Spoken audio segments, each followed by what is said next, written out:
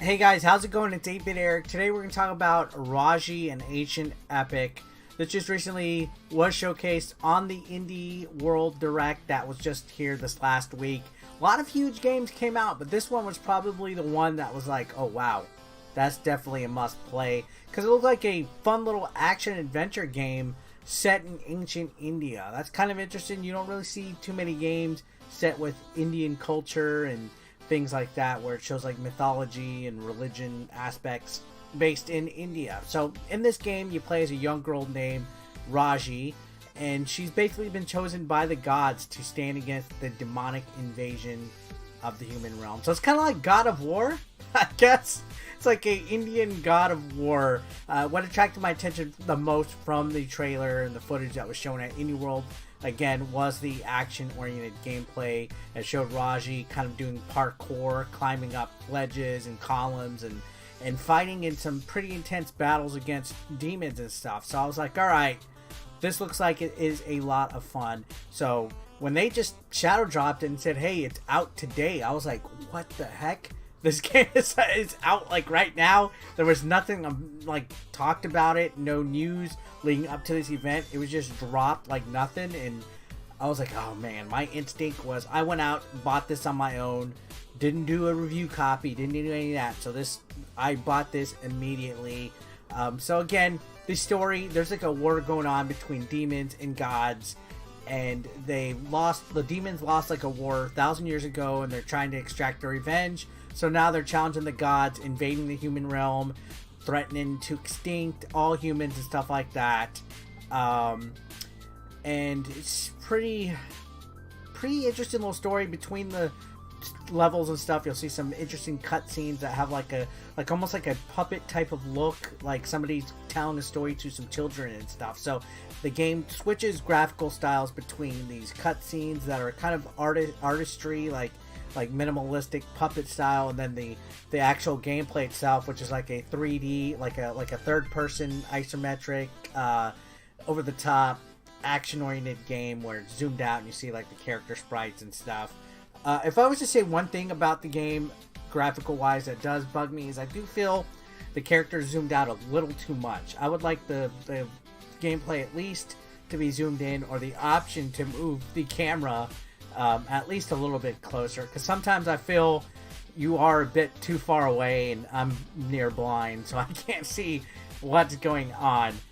But overall, the game does look great and stuff like that. Now, Raji, again, she's chosen by the gods.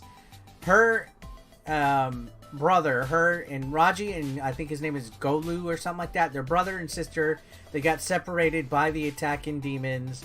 And now they're in the middle of things. She has to rescue her brother, put an end to the invasion, and she has to basically kind of, I guess, earn powers and abilities along the way by defeating certain enemies and stuff. So this game really heavily inspired by Indian mythology.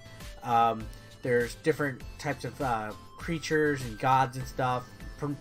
I don't want to butcher the names, but the architecture, you'll see buildings from like ancient India, and lots of Indian imagery that I think looks pretty good. I think the developers went really above and beyond to at least make the atmosphere, the buildings in the background, the details, the attention to that really fit this mold and stuff. So I think this game looks wonderful.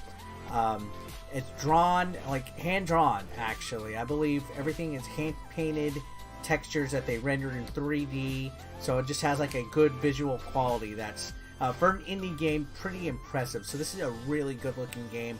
Now combat in this is really tactical. It plays like a lot of other 3D games where you have certain combinations, button presses, but you're able to do a lot in this game. You can do everything from like climbing a wall or running up a wall, turning around and doing like a huge attack with your staff.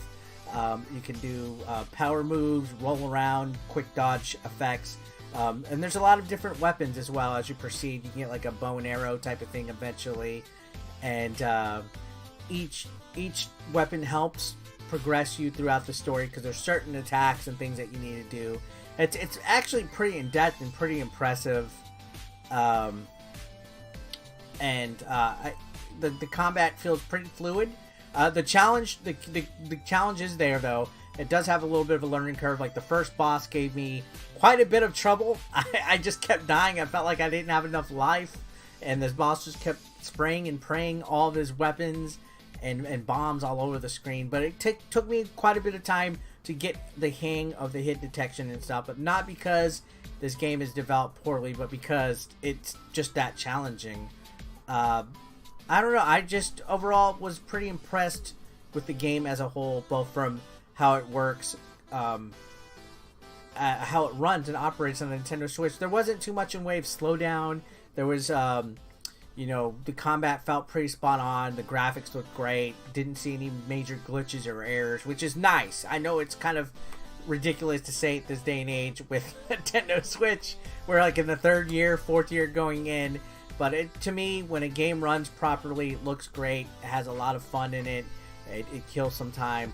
I enjoy it. So, this game does run on, I guess, a little bit more higher end. It's a $24.99 game. I think it's plenty enough of a price for the content that you get here, the way that it looks and stuff like this. And for a smaller studio to have made something creative and brand new and really go nuts and make like a 3D action adventure game that has a different type of setting, you know, it's creative. I think this game took a action platformer genre, twisted it up enough, put it in a creative environment, threw some creative creatures out there, a high degree of challenge, some great stunning looking graphics, nice music. I feel it's a well put together game that is well worth that price. Again, when I saw this initially on Indie World, I was like, man, I have to try this out, and I don't regret it. I recommend it. I believe this is also a timed console exclusive on the Nintendo Switch at this time, so it's not out on anything else console-wise in the current future. So, hopefully you guys get a chance to check it out. If you have, comment down below. Let me know, what do you think about this game? And if this is something that you want to check out, let me know as well in the comments. Subscribe if you're brand new. Don't forget to leave a like or dislike. Help push this video in the algorithm. I'm going to go ahead and end it here, guys. I think Raji and Ancient Epic is pretty epic. Thanks a lot for watching, guys. I'll see you on the next video. Have a great day. Peace out. Consider supporting 8-Bit Eric on Patreon for just $1 a month. Link below in the description. You want to become part of the hashtag 8BE Nation, guys? Well, be sure to pick up your official merch, now available online. Link is below in the description. We got classic t-shirts, tank tops, hoodies, and even women's apparel. Don't forget, pick up your official merch now. And while you're at it, guys, feel free to watch the next video, or why don't you catch up on one that you might have previously missed. Thanks again, guys, for all the support. I couldn't do this without you. You guys are amazing, and don't forget to subscribe and click that like button if you are brand new. Thanks again, guys. Peace out.